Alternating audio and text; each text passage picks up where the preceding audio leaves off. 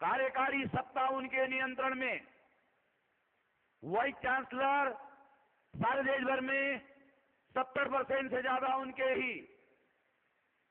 उसके बाद में higher education, professional education, medical science, information technology, biotechnology and every democratic institution का head of department.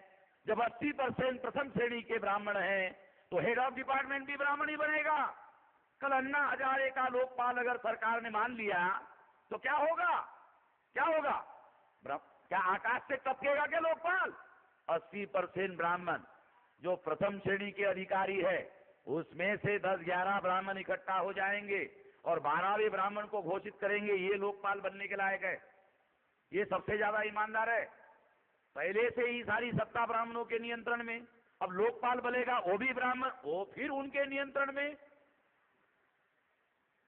तो ये जो सारे आंकड़े भारत सरकार के जो आंकड़े हैं उसके आधार पर बता रहा हूं। लोकतंत्र में बहुसंख्य लोगों की सत्ता होनी चाहिए, अल्पसंख्यक ब्राह्मणों की सत्ता भारत पर हो गई है, भारत पर ब्राह्मण काबिज हो गया है। अंग्रेज जब भारत में थे इतनी सत्ता अंग्रेजों की भी नहीं थी। अंग्रेजों की सत्ता में 33% मुसलमान प्रशासन में थे। इसका मतलब यह है इतनी सत्ता अंग्रेजों की भी नहीं थी। 30% कायस्थ थे। अंग्रेजों की भी इतनी सत्ता नहीं थी जितनी आजादी मिलने के बाद जो भारत में आज के तारीख में आंकड़ों के आधार पर बता रहा हूं, सारे के सारे सत्ता पर ब्राह्मणों ने नियंत्रण कर दिया। कैसे हुआ ये नियंत्रण? ये है रहस्य, ये सबसे बड़ा रहस्य। और इस रहस्य के साथ छत्रपति शिवाजी महाराज का बहुत गहरा संबंध है, इसलिए बता रहा था। आप बोलेंगे बड़ी अजीब किस्म की बात है, ब्राह्मणों का भारत के सत्ता पर कब्जा हो गया और इस पर छत्रपति शिवाजी महाराज के जीवन और संघर्ष से इसका क्या संबंध है? बहुत गहरा संबंध है। वो संबंध बताने के लिए मैं आप लोगों को ये किस्सा बताया। साथियों, एज फार एज कंसर्न, जहां तक महाराष्ट्र का सवाल है, देखो महाराष्ट्र से लोकसभा के तीसरे नंबर के मेंबर पार्लियामेंट चुनकर जाते। पहला नंबर यूपी, दूसरा नंबर बिहार और तीसरा ही नंबर महाराष्ट्र का है। 80 लोकसभा की सीटें यूपी से। बिहार का विभाजन होने के पहले बिहार से 54 सीटें चुनकर जाती थी और तीसरा नंबर 48 लोकसभा की सीटें महाराष्ट्र से, तीसरा नंबर। इसलिए आंकड़ों के आधार पर बोल रहा हूं, काल्पनिक बातें नहीं, एक कॉन्स्टिट्यूशन के अंदर लिखे हुए आंकड़े और उसके आधार पर बोल रहा हूं, जिसको मैं चुनौती देकर कहता हूं सारे देश के ब्राह्मणों को भी, जो आंकड़े और जो बातें मैं बता रहा हूं मेरे साथ आ जाओ, टीवी पर बहस करो और बहस करके मैं जो कह रहा हूं उसे गलत साबित करो। मैं 20 साल से कह रहा हूं ब्राह्मणों को, जो मैं कह रहा हूं उसे गलत साबित करो टीवी पर। अगर टीवी पर नहीं आते हो तो हम मंच लगाते हैं, मंच हमारा, माइक हमारा, आने जाने का खर्चा हमारा। अगर एयर कंडीशन का टिकट निकाल कर आना चाहते हो तो एसी का टिकट हमारा, और गर्मी के दिन में बिस्लेरी का ठंडा पानी हमारा। अरे बोलो तो, आओ तो। 20 साल से कह रहा, कोई नहीं आ रहा है, क्योंकि ये जो आंकड़े हैं उनके ही बताए हुए आंकड़े, सारे अपने आंकड़े कहां से इनकार करेंगे? अपने ही आंकड़े, भारत सरकार के आंकड़े, कार्मिक मंत्रालय के आंकड़े, पर्सनल डिपार्टमेंट के आंकड़े, कहां से इनकार करेंगे? कोई इनकार करने का कारण तो है नहीं है, कोई सबूत तो है नहीं है। और फिर इधर आकर मानना होगा, स्वीकार करना होगा, और स्वीकार करना खतरनाक बात है। इसलिए उन्होंने सिद्धांत अपनाया, तेरी भी चुप और मेरी भी चुप, चिड़ी चुप, एकदम चुप रहो, बस अपना काम जारी रखो, कब्जा करना जारी रखो और चुप रहो, बोलो मत। एक तरीका उन्होंने अपनाया हुआ है। साथियों, इसलिए मुझे अपना मुंह ज्यादा बजाना पड़ता है। मैं इसलिए बार बार अपना मुंह जो है सारे देश भर में डेली मैं यही बजाने के लिए घूमता रहता हूं। इस सच्चाई को, जो लोकतंत्र के साथ धोखा किया गया, संविधान के साथ धोखा किया गया, ये जो आंकड़े, जो कब्जा उन्होंने किया, ऐसा कब्जा लोकतंत्र में जायज तरीके से संभव नहीं है। निश्चित रूप से नाजायज तरीके का, गैर कानूनी तरीके का, असंवैधानिक तरीके का इस्तेमाल किया गया है। और इस तरह से असंवैधानिक तरीके का इस्तेमाल करके उन्होंने कब्जा किया हुआ है। इसलिए बोलना बहुत ज्यादा जरूरी है। छत्रपति शिवाजी महाराज के जन्मदिन के मौके पर छत्रपति शिवाजी महाराज के जीवन संघर्ष का इसके साथ कैसे संबंध है, ये थोड़ा कुछ बातें आप लोगों को बताना चाहता हूं। आज के मौके पर बहुत सारी बातें बतानी है। उसमें छत्रपति शिवाजी महाराज का जो जीवन संघर्ष है, उसमें कुछ उदाहरण देकर कुछ बातें मैं आप लोगों को समझाना चाहूंगा। पहला उदाहरण, छत्रपति शिवाजी महाराज के बारे में ब्राह्मण लोग प्रचार करते हैं। क्या प्रचार करते हैं? प्रचार करते हैं छत्रपति शिवाजी महाराज गो ब्राह्मण प्रतिपालक थे। पहली बात मैं विश्लेषण करके समझाऊंगा इसका क्या मीनिंग है। बहुत लोगों को इसका अर्थ समझ में नहीं आता। पहली बात, गो मीन्स गाय, ब्राह्मण मीन्स ब्राह्मण, गो ब्राह्मण, तो इसका मतलब है गाय और ब्राह्मणों के प्रतिपालक थे। शिवाजी महाराज गाय और ब्राह्मणों के प्रतिपालक थे, ऐसा ब्राह्मण प्रचार करते हैं।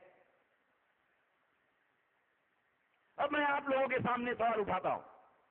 शिवाजी महाराज राजा थे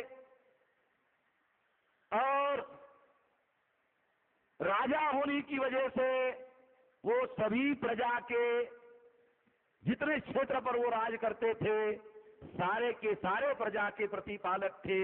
यदि ब्राह्मण ऐसा कहते तो ये बात तर्क संगत मानी जा सकती है, मगर वो ऐसा नहीं कहते हैं। बल्कि शिवाजी महाराज के बारे में ये कहा जाता है कि शिवाजी महाराज रैत के राजा थे। रैत ये महाराष्ट्र के ग्रामीण लोक भाषा का शब्द है। रैत शब्द का क्या अर्थ है? रैत शब्द का अर्थ है सामान्य जन। धर्मशास्त्र के अनुसार रैत शब्द का दूसरा क्या अर्थ है? दूसरा अर्थ है शूद्र, अति शूद्र। शब्दों के अर्थ कई संदर्भों में मैं बताना चाहता हूं ताकि आप लोगों को समग्रता में बात समझ में आ जाए। रैत का धार्मिक संदर्भ में अर्थ है शूद्र, अति शूद्र, इनके राजा। ऐसी स्थिति में ये वास्तवता होने के बावजूद ब्राह्मण लोग ये प्रचार करते थे कि शिवाजी महाराज गो ब्राह्मण प्रतिपालक थे। ऐसा वो प्रचार क्यों करते थे, ये समझना बहुत जरूरी है, इसको जानना बहुत जरूरी है। गाय और ब्राह्मणों के प्रतिपालक थे। ब्राह्मण ऐसा प्रचार क्यों करते थे? दो बातें। एक, 1848 को महाराष्ट्र में ज्योतिराव फुले के द्वारा सत्यशोधक समाज का आंदोलन शुरू किया गया। ये आंदोलन ब्राह्मणों के विरोध में था, ये ब्राह्मणवाद के भी विरोध में था, और इस वजह से ब्राह्मण महाराष्ट्र में ज्योतिराव फुले के आंदोलन से सिंगल आउट कर दिए गए थे।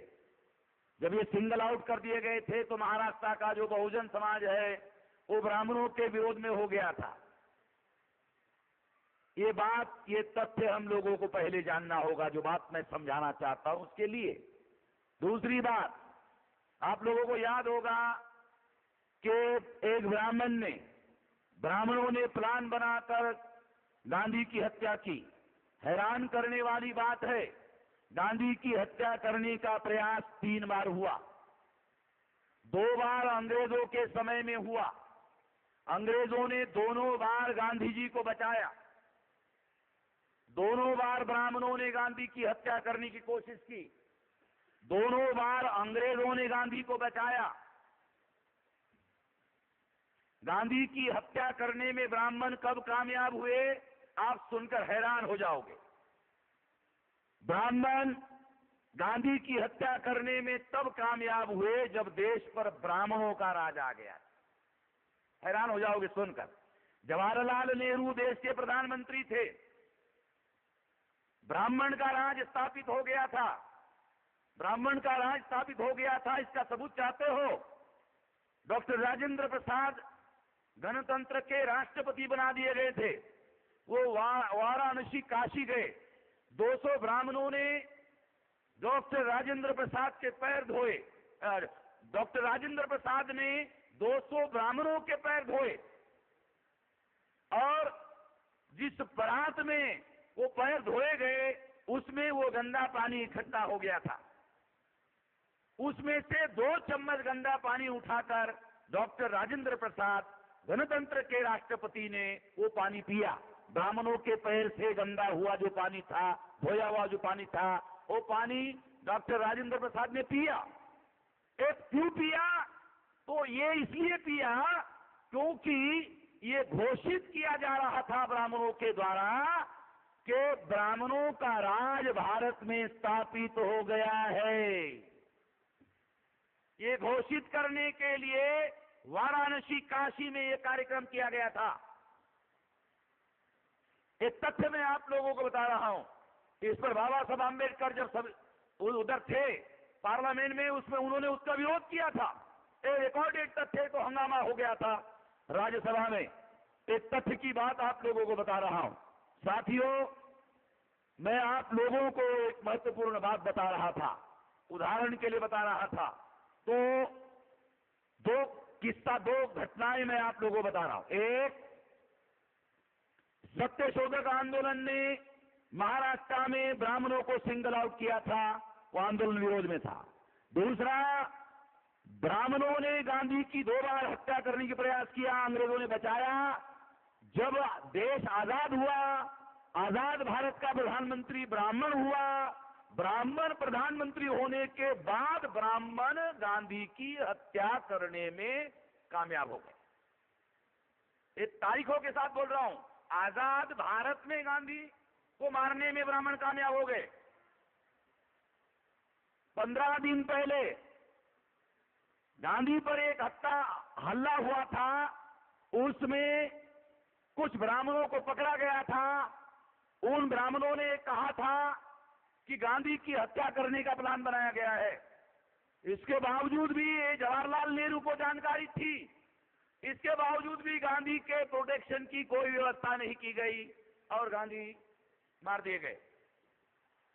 गांधी मारने के बाद महाराष्ट्र में क्या हुआ? बीदर महाराष्ट्र के बॉर्डर में है। महाराष्ट्र में जानते हो क्या हुआ? महाराष्ट्र में खास तौर पर ज्योतिराव फुले जिस इलाके के रहने वाले थे, जिस इलाके में ब्राह्मण विरोधी वातावरण ज्यादा था, उस इलाके में गांव-गांव में, शहरों में ब्राह्मणों को देख देख कर उनके घर जलाए जाने लगे, उनको जिंदा मारने का